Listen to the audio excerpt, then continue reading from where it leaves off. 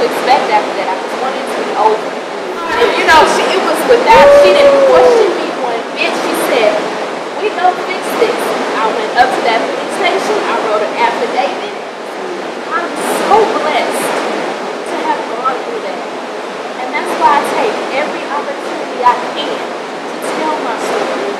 Because there may be someone who needs me to say, I believe you.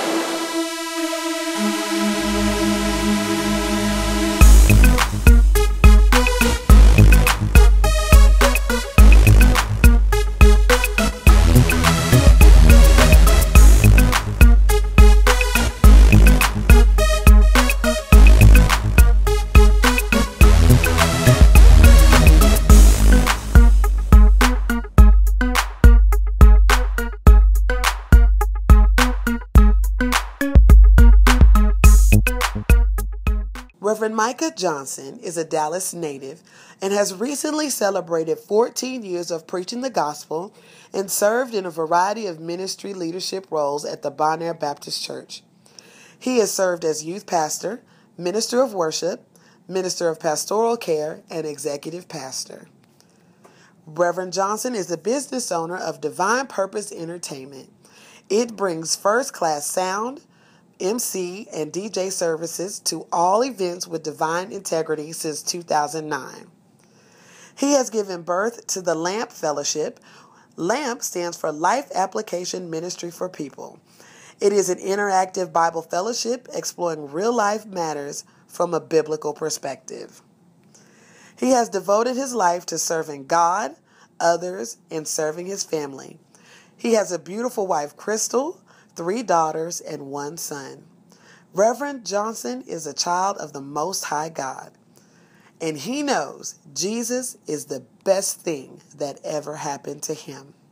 Hey guys, and we are back again with the Reverend Dr.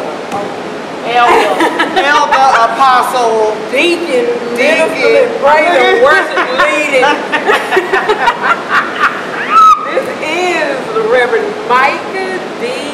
Johnson. What does the D stand for, The Queen? Reverend Micah Johnson. Well, call his whole name. What's up? How are you, sweetheart? I was doing all right. Well, that was your God-given name. Yes, sir. right, but Lord say mine, yo. Oh. Everybody.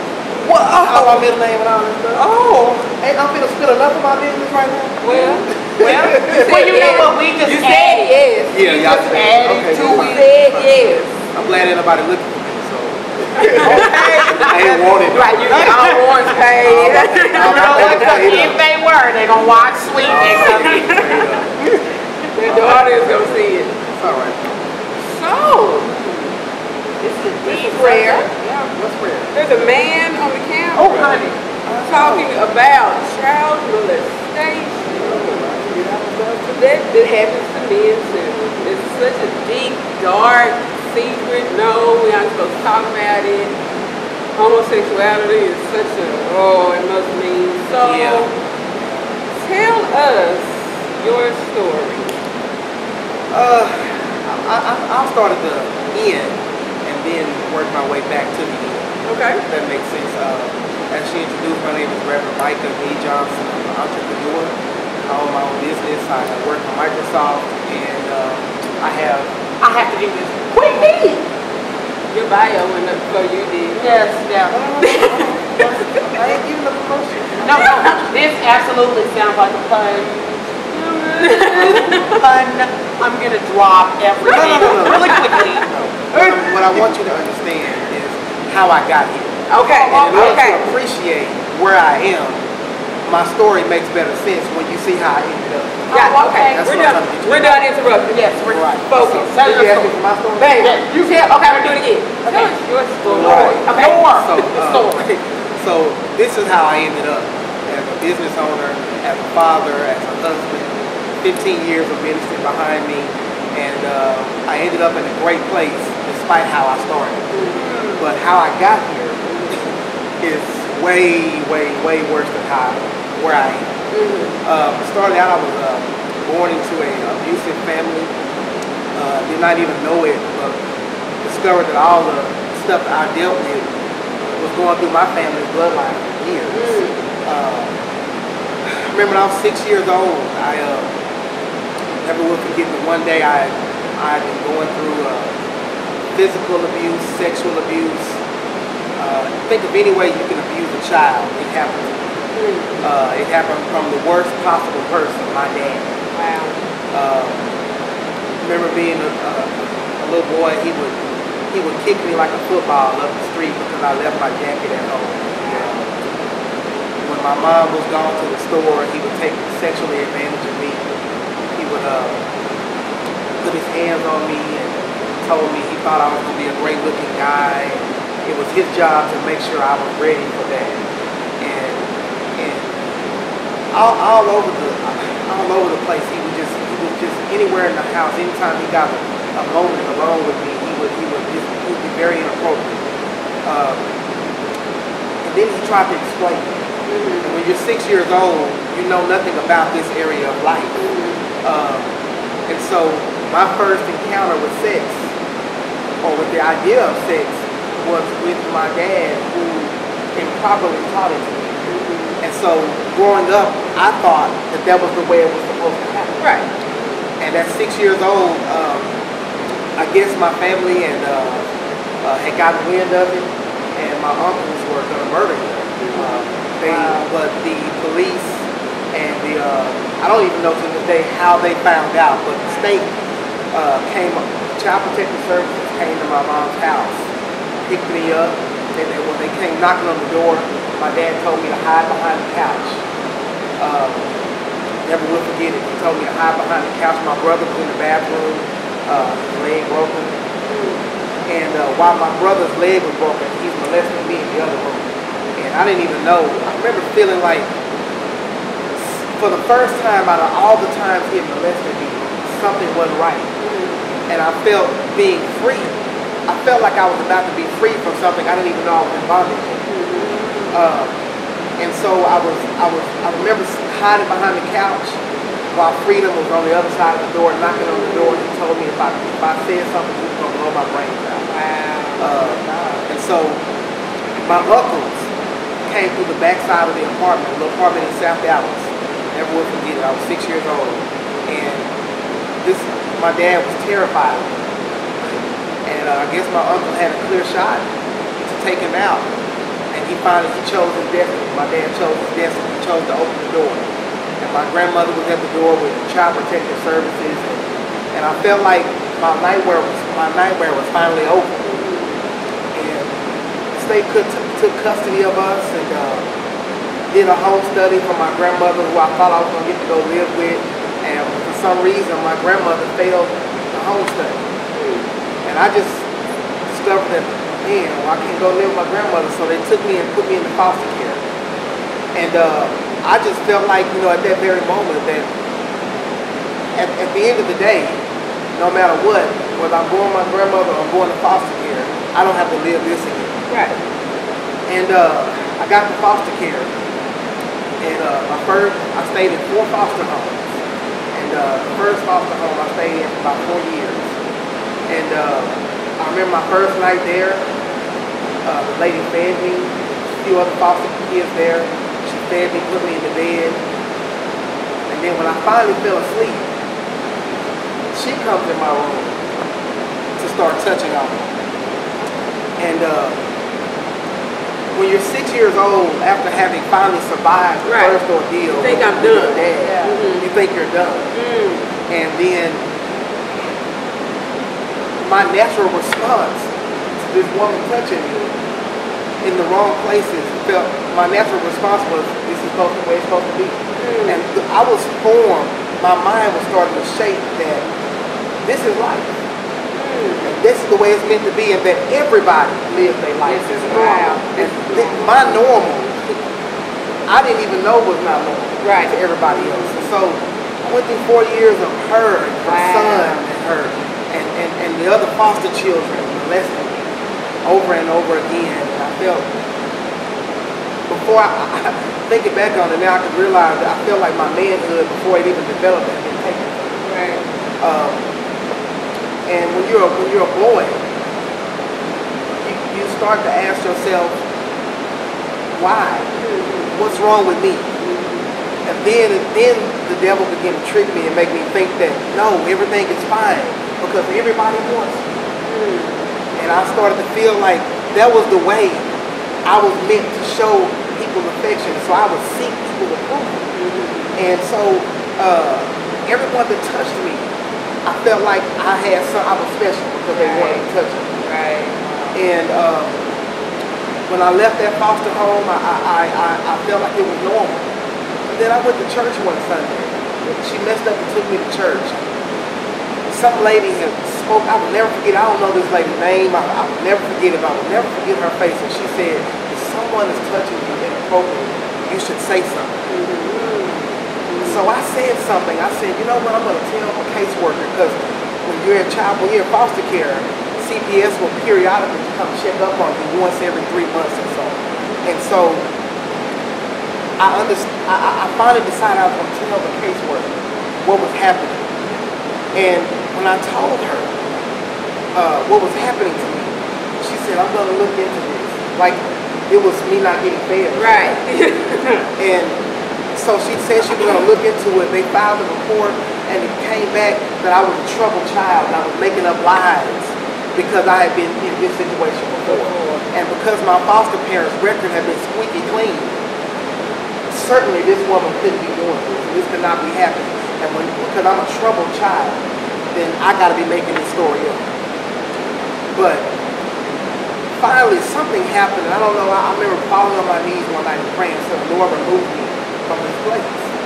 And so 4 years later, I was removed and taken to another foster home, where it was just all guys, all boys, and there was a man that was in charge. And so I felt like I was going to be safer, because most of the boys that I was with were tough guys. And I was like, okay, this is going to be fine. Everything's going to be all right. Then I was on my best behavior, and so I was separated from the rest of the group. And the man that was the foster father that was in charge, he separated me from the rest of the group, and he said, I'm picking you out because you're special. And so I had my own room, and everybody else had to share a room. So he put me in my own room, and I will never forget it again. At 3 o'clock in the morning, I said 3:19. He came in my room and said, let's watch a movie together. And he picks me up out of the bed and sits me on his lap. And I remembered that same evil feeling that had been happening to me since I was 6 years old. And I'll never forget it. I felt like either I must be really special or I must be really horrible. Right. And I went through, I know about another 7 years in two additional foster homes. And when you go through something for 13 years straight, you feel like that's what they're supposed to be. Right.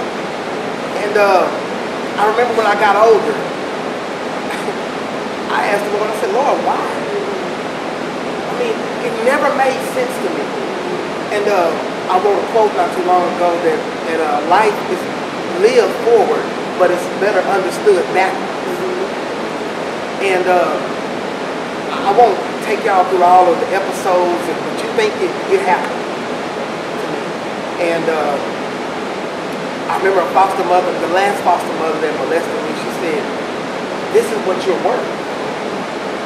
And I wanted to play drums, and I would get up and sing, and during I would do all these things. I would play drums on stuff with hangers for drumsticks, and I would use pencils for microphones and sing in front of her to try to get her to see that there was something more in me besides what she was using me for. And I felt like I felt like if she would just buy into that, she would stop touching me at night. If she felt like I could sing, or she felt like I had another talent, she would stop touching me at night. So she would, but it only made her worse. She would use the other little boys and put us together and tell us that if we don't kiss, she's gonna punish us. Okay. Wait. I'm sitting here mad. You're pissed. I'm like, I'm listening to this story, and I'm sorry. I'm The really devil is mad. real. I'm really devil is real. And I'm like, I'm mad at the system. I'm mad at the system for allowing this to happen to you. I'm pissed at these grown people. I said pissed. I'm pissed at these grown people who are being allowed to take care of children and have them thinking that they're worth, I'ma say it, an orgasm. I don't care. And I'm mad because I work in a school. I work and see children what they go through every single day. And to know that there are people who are getting paid. There are people who are getting paid to take care of you and know that that's going on in a home. I'm like, and it makes me a person who wants to have kids, who wants to go into foster care, to know that if I take on a Micah, that Micah is not going to trust me as a parent because they're going to think that I'm going to come into their room and do something to them. Well, and that is devastating to me as a person who wants to be a potential foster care. Chastity, I mean, I have to be honest with you. I can't say that I'm I am to this day, that's the happiest thing I've ever experienced is going through. And I'll tell you why. I'm not only am I not angry about it, but I would do it all over again. Wow. I'm gonna tell you why. Because all the while, we look for miracles where God opens blinded eyes and God raises people from the dead and removes terminal illnesses. But my life is a miracle.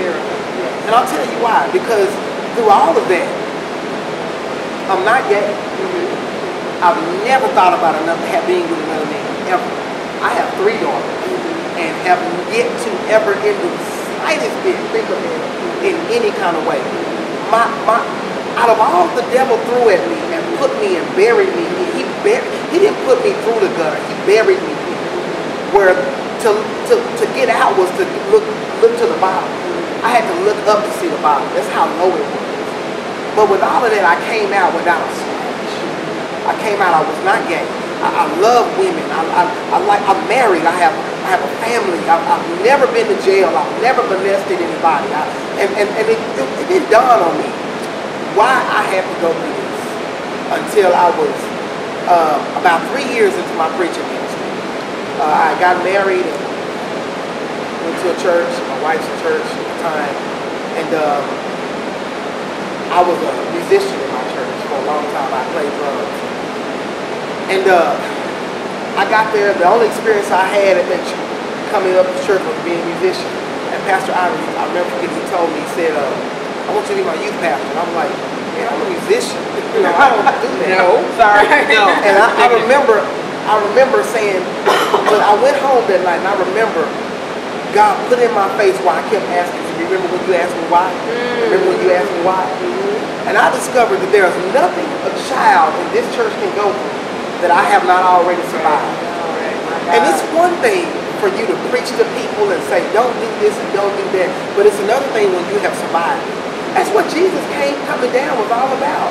Was him crying like a man, being hurt like a man, bleeding like a man. It's easy for him to be God and say, do this, these are my commandments, obey them. But he came down and showed us, and I felt like, and the Lord showed me, that's why you survived. He said, I let you go through it so that you can, but notice it didn't affect you. It happened to me, but it didn't happen in me. Right. It didn't change nothing on the inside of me. My manhood was not affected. As a matter of fact, I vowed that I would be a better father, a better husband. I would be a better minister. I would be a better leader. And I can't say that if I hadn't went through that, I can't say that I would be the same person I am today. Because, I mean, if you don't know God to bring you through, that's how I knew God was real. That's how I knew that thing that my grandmother sent me away with was take Jesus with you. That's how I believed that was real. Was when I came out of it without a scratch. And you know, several years ago, about 4 or 5 years ago, I had bought a new truck. And I had preached in some church. I was in a really nice suit. And I was getting gas. And at the gas station, I was filling up my truck. gas was high. Highly high. $20. Yeah. and I got out to go get my gas, and there was this homeless lady sitting right there at the door begging for change. Get out, and I was looking good, smelling good. I was feeling myself like that. And normally y'all know me, when I preach I change clothes. But for some reason I kept my suit on that day. And I went to get gas right after church. That lady was sitting out there begging for change. She said, sir, can you spare a couple of some change? And I looked at that lady and I remember her. And that lady remembered me. She was that same foster mother that had abused me, that had touched me in the middle of the night, that put me with other brothers and other boys and made us do things in front of her just to make, and then she would look at us and tell us, y'all ain't nothing. Wow. You would never be anything. You would never amount to anything. Look at how ugly you are. She put a mirror in front of us and said, look at how ugly you are. And the one time I called myself refusing, she took an iron and burned me. I still got the burn right here on my hand. And she burned me. Still here. I got scars to prove it. There's a sermon in scars. Because it means you survived. It means it didn't take you out. But it reminds you of what you made it through. And so I remember when I met that lady at the gas station, I looked at her and I stood there, frozen, could not move. And everything in me wanted to go left on her. But the Holy Ghost wrapped his arms around me and said, her looking at you successful, dressed up and smelling good and driving good, despite everything she said you wouldn't, that's punishment enough. And it was killing her. That lady fell to her knees.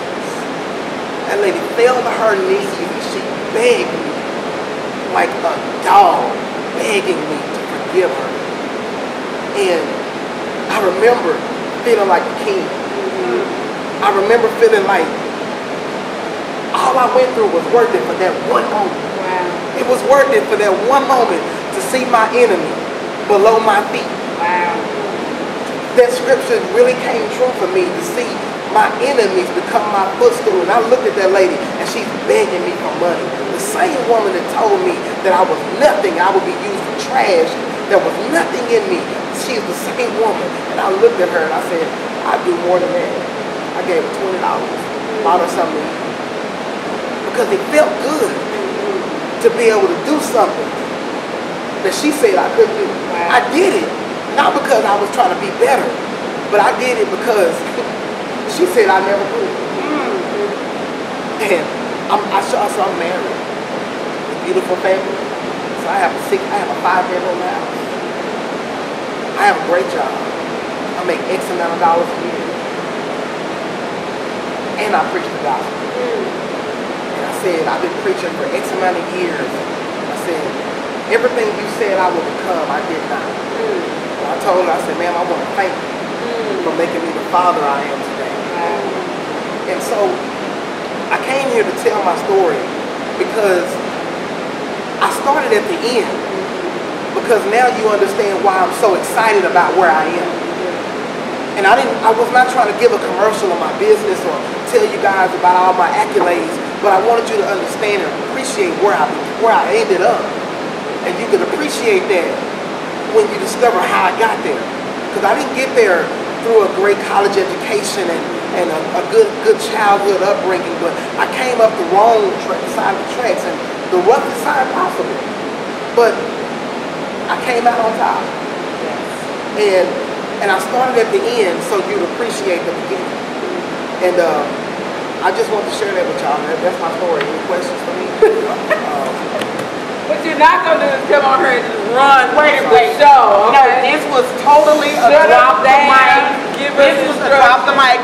Ding. And that's what I've been through. Yeah. Boom. Get your life. It's my life. It's my life in a nutshell. Pick your life up and take that with you. This is how we do So that. to all of y'all thinking that, ooh, we look at Mike, he got it going on. Baby, this ain't what you don't know the cost of my anointing. You don't know what it costs. I paid the price for it. Tell you what, But be asking to walk in other people's shoes. Okay. Keep it. I wouldn't trade it for the world though. If I had to do all over again, if I had it to do all over again, I told the Lord, I said, Lord, if you want me to relive that, I'd gladly do it for you. If it means that the 23 young people that came to Christ the night I preached my first youth revival, after having heard my testimony, they make it worth living all over again. That's the reason why. I finally discovered why God put me here. I had an atheist tell me once, he said, why would you allow, he said, what kind of God lets his people go through stuff like that? Why would you want to serve a God like that? I said, I serve a God that didn't just send me through it, but he went through it himself. Yeah. Yeah. See, God knows what it's like to bury a loved one too. He was there for the murder and the funeral. And so, who am I to say, I don't want to suffer? And it's one thing for us to get in these pulpits and talk about stuff we ain't never been through. But it's another thing to say I made it because I actually been through it. So when you see me praising, when you see me preaching and get excited, when you see me celebrate that I have a business and that I have a family and that I have a house and I drive what I want to, I wear what I want to, it's because there was a time I didn't think I would ever be here. And I'm glad I made it. Absolutely. I'm glad I made it. Glad you made it. Somebody go get the offering plate. Why you gonna take offering every show? Yeah. If you gonna start taking sweets, just want their money. We're collecting the offering every show. I mean, you can't tell. You know what? Your story is one, like, I guess that's, I could see why you would not be angry. Because to know that, I guess I wouldn't be angry either if I saw somebody who abused me, and now I'm not the person who said I was going to be. And that's a story within itself for God to allow you to experience that and to see somebody actually who abused you, to know that she's like, to know that individual saw you successful. And I'm It's like what Jasmine said. At that very moment, she wants to kill herself. And at that very moment, she wants to go off on that. But, God is strong. Yeah. Okay? Yes. The closer you get to him, the stronger he can be in you. Because I can't say she wouldn't have got it. They'd have found that woman somewhere. You know, the funny thing is that, you know, the funny thing is that church folks, we really don't believe this stuff. We don't believe what we preach in church. My God. And you would not believe how many people I've told my story to that would tell, you know, before I got married to my first wife, her grandmother would told her, watch him. He's been molested. And isn't it funny how people will change you to your past? Attach that to you. It's too much like right. You just can't come out of nothing without a spot or a wrinkle. God can't just, that's impossible. Now, he was just delivered like that. No. And now, he didn't just protect me. And y'all got girls. Yeah, we got girls watching. Yeah.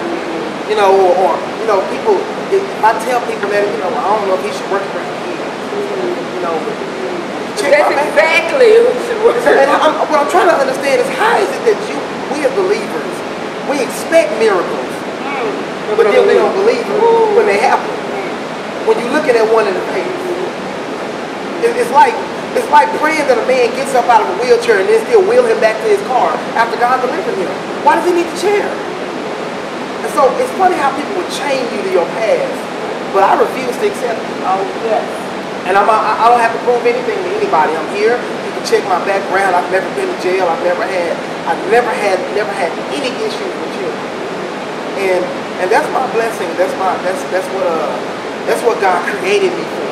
I finally realized, you know, the two most important days in a man's life is when he's born and when he discovers why.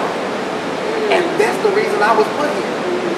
To go through all of that hell, so that when some kid sits on the other side of my desk and says somebody's molesting, I can look at them straight face and eyes to understand where they're coming from. And there's nothing like when somebody can relate to you, because brokenness speaks to brokenness. Yes. And it's easy when you're a therapist and you got your degree and you sit back and tell me what's going on. But you ain't living this nightmare at night with your dreams in your mind. And so that's the part that I love is that my testimony has given me a sense of purpose. It's propelled me into my destiny. It is the reason I am where I am. It is not because I'm educated or I've got some skills or because I graduated. It is because God preserved me. That's what I mean by that. He kept me. Through all of that, he let me go through it without it getting in me. And it's one thing when you go through stuff, it's another thing when you grow through stuff. Right. And so he preserved me. It's like he kept a lid on me.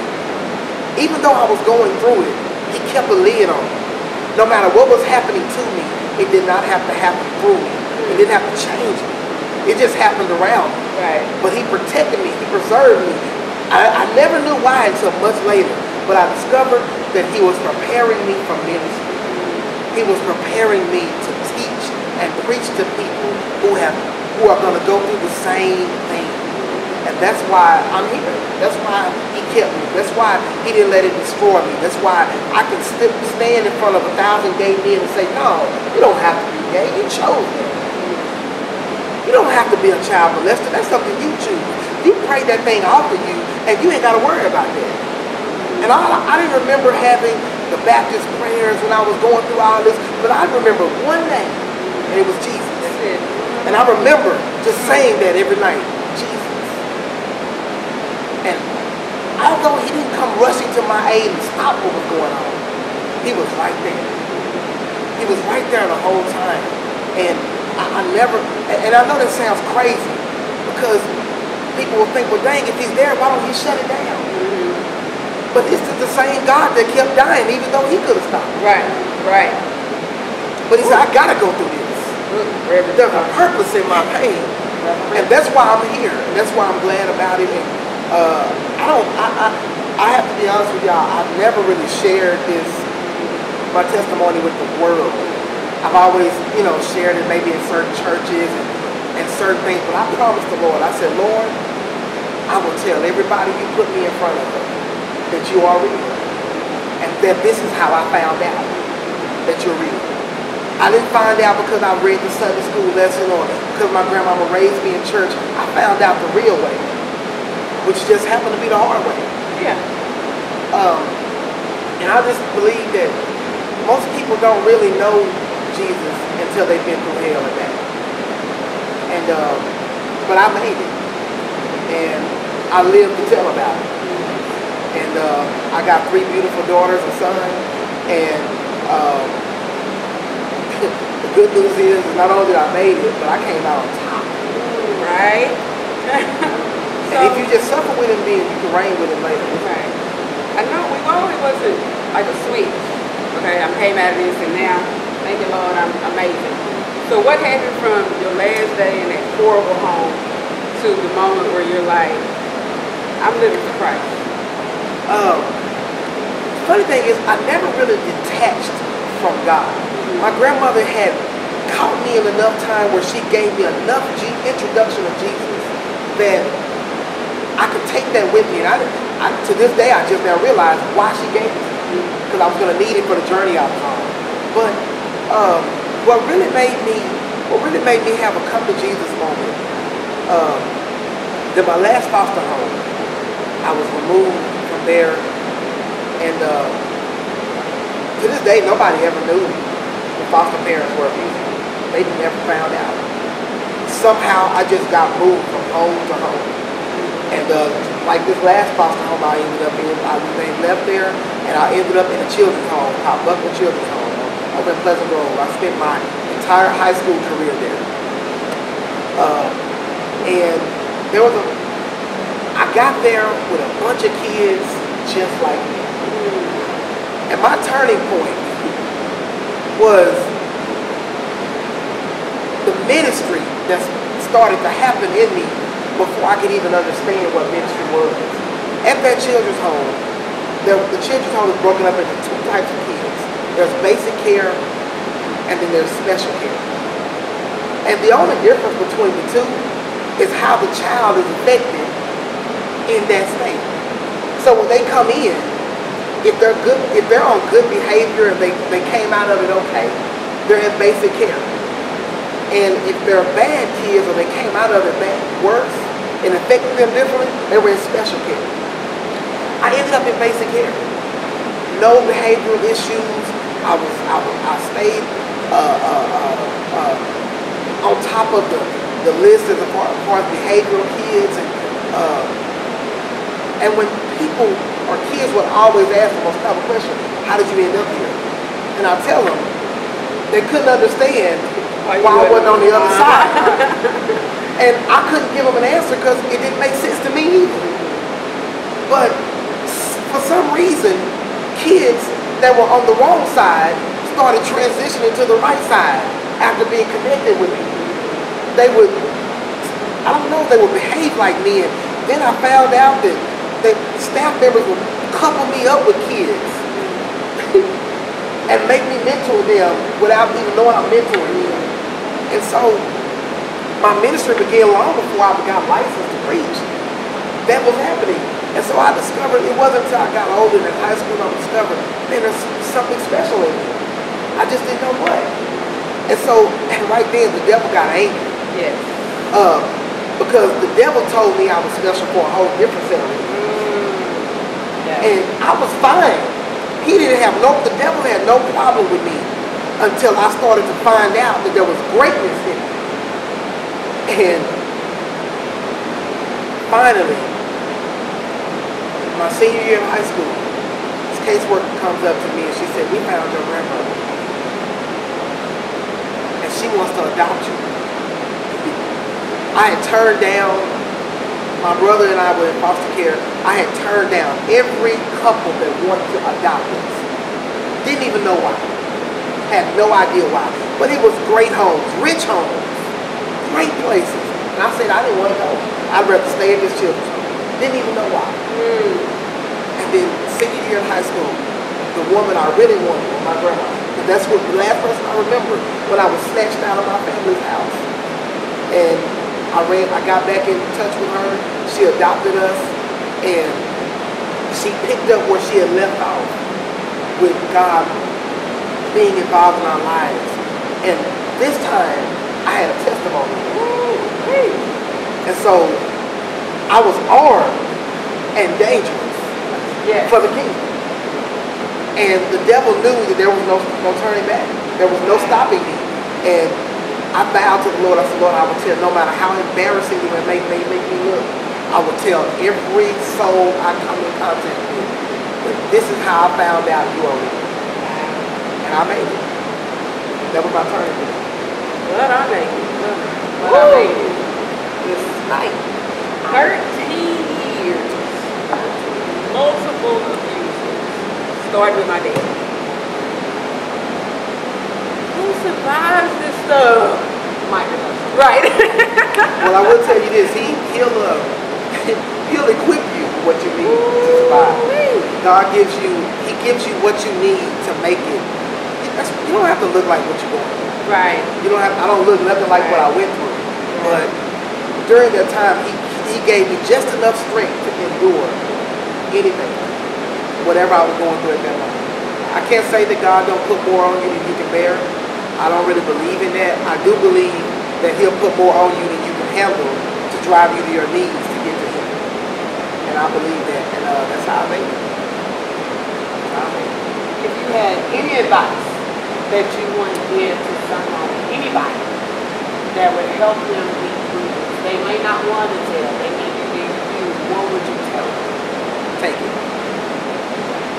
Paul said, endure hardship like a good soldier. I know that's not good medicine. I know that sounds like the worst possible thing to tell somebody who's going through hell. I'm not in the least bit saying, take it, don't say nothing. By all means, of course, go get help. Go get help, tell somebody, report it, do all of that stuff. But don't turn on God because of what you did with him. God purposely, he built you. Because everybody can't take what you're doing. Some people will go through that and blow their brains out. Yes. Some people will go through that and become a homosexual or a lesbian, and they search the world for love in all the wrong places. But I'm telling you, while you're in it, endure it. because there's always a purpose. Jesus is the prime example. He went through it for a reason. It was not nails that held him to a cross. It was love. It was a purpose. He was there for a reason. Because if he had used his power to get out of it, we wouldn't be here. Right. And so my advice to you is seek help, court it, pray, and all that good stuff. But if God intends for you to be in a situation, whatever it is, understand there's a purpose for it. The reason why God don't call the qualified. He qualifies the call. That's why he says whom he calls, he qualifies. This was my way of being qualified.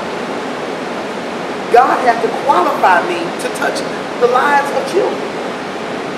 And you can take you a class and go through school and get a degree in youth ministry, but you ain't qualified till you live here. And so that's why he said whom he calls, he qualified. My advice is go report it, go do something about it. But as long as you're in it, take the lesson. Even if you don't understand it, take the lessons that God is trying to give you. I know that don't taste good. It's not good medicine.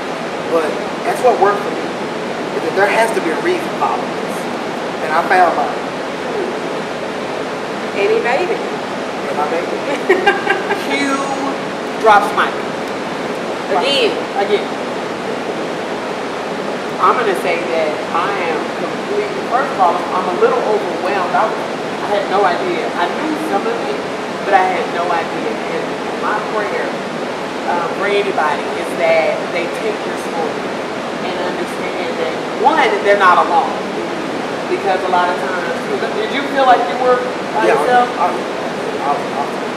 All the time that you were by yourself and that you're not alone. There's somebody who has a similar story, and I'm glad that you're sharing it. Because the people who already heard it, you just help somebody else. 10, 20 million other people that we don't even know. I think the most painful thing for me was I did tell somebody. Right.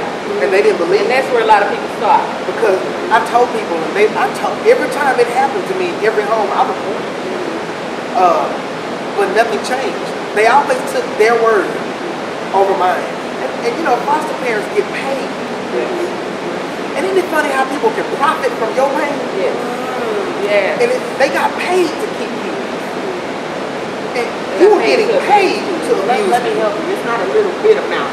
Yeah, these people were getting paid to abuse me. They were profiting from my bondage. But now I'm profiting. Now I win. Wow.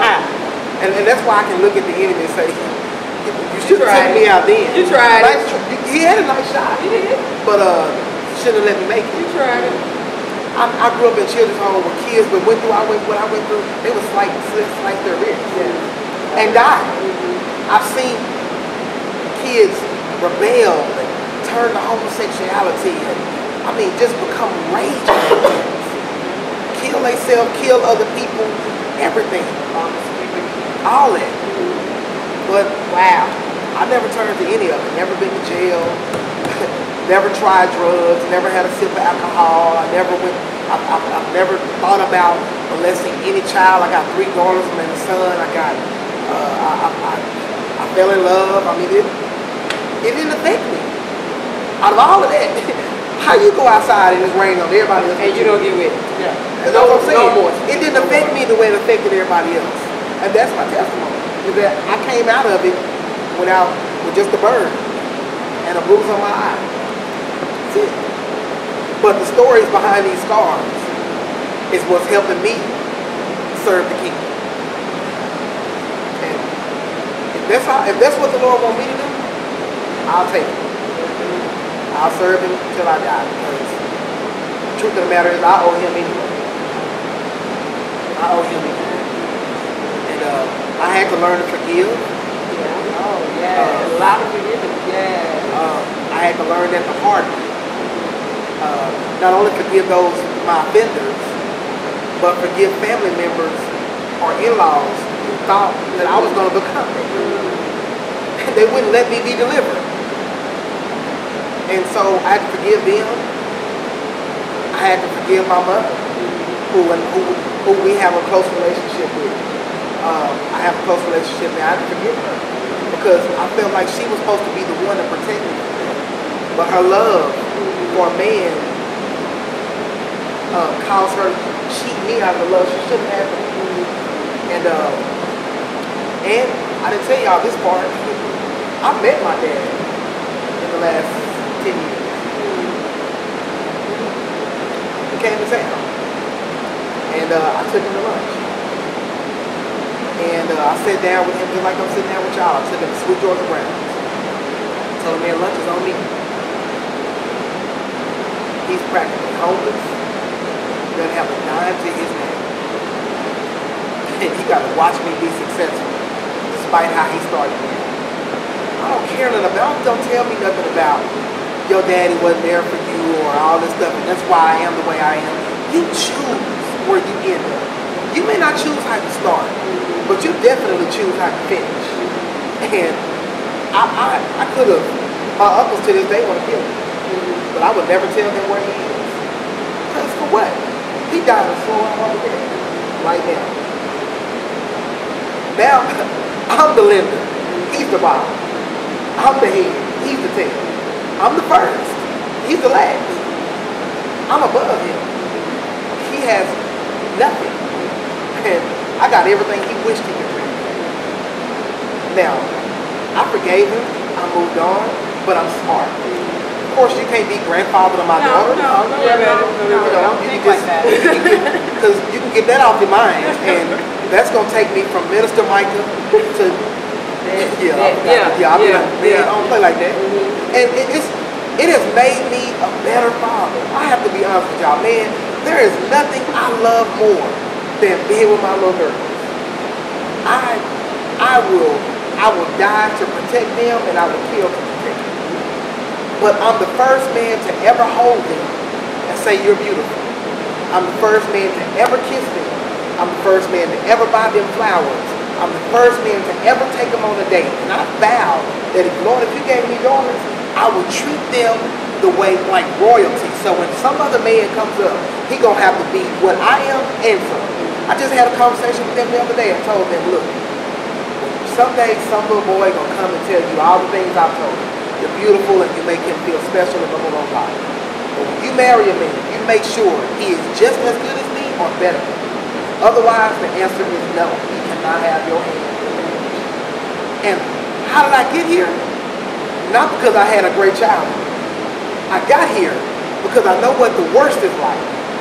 So I can teach my daughters the opposite. A broke clock is right at least twice a day, which means you can learn from anything if it ain't but what not to do. That's why I thank God for my father. Because he taught me everything not to do. If I wanted to be a good father, do everything he did me to do. And I learned by being an example. And that's what I am. I would say that you are a stronger individual than I think I could ever be. Because I personally don't think that I could set a cross with somebody who I know did this to me. But then I can't necessarily say that I would have done the same thing, or I might have done it. I mean, that's a strong person to be like, you know what? I know what you did to me, and that's okay. Because I personally would have been like, sorry. So you want that, you know, when you're going through that ordeal, the one thing you want your enemy to have more than anything is payment. And so I discovered that God allowed me to show off. He gave me my opportunity to get them back. And that's what you want. When you're going through, you want to get that person back. You want to show them. And the best way you can show them, don't kill them. Kill them with what they got to see you do. They got to watch me. You got to watch me be better than you said I was. You got to watch it. You got to watch it. You got to watch it. You got to sit back and watch me go, despite what you do. And that's what I love about it. I get the brag. So I'm not being cocky. I'm not being arrogant. I'm just a survivor who got the testimony to prove it. And that's why I walk around with a chip on my shoulder. Because I earned the right. I've been there, done that. Yes.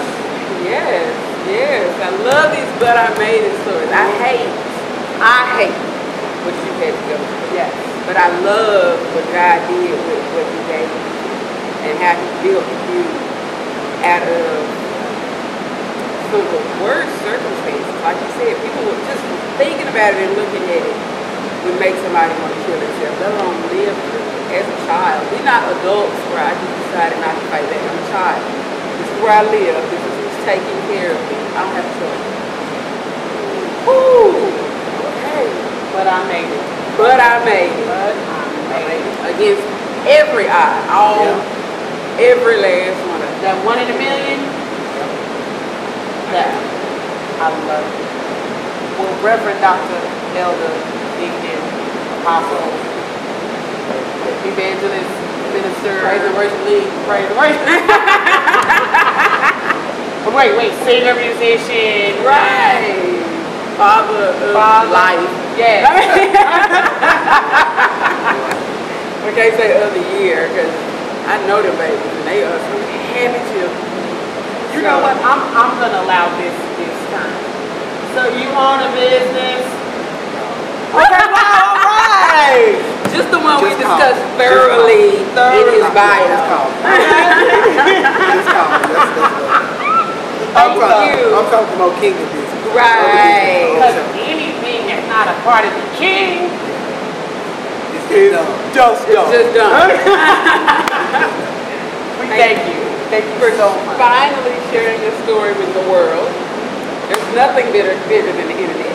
Nothing. I'm trying to think. A platform. I pretty much told all my business. You done told everybody. Everything. And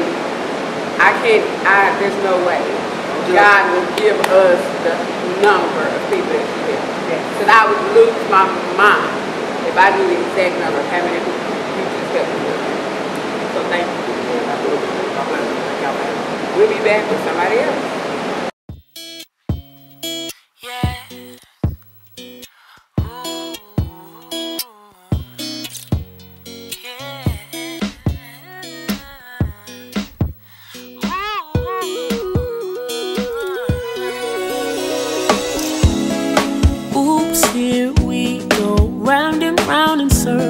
Stay tuned for the sequel.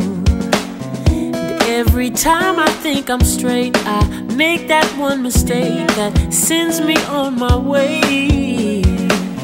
So I stand right here, right now, in the best way that I know how. Saying, God, please help me out. And I hope it's not a riddle. All things are possible. With God, is it that simple? No longer will I let the world influence me. No longer will the devil have control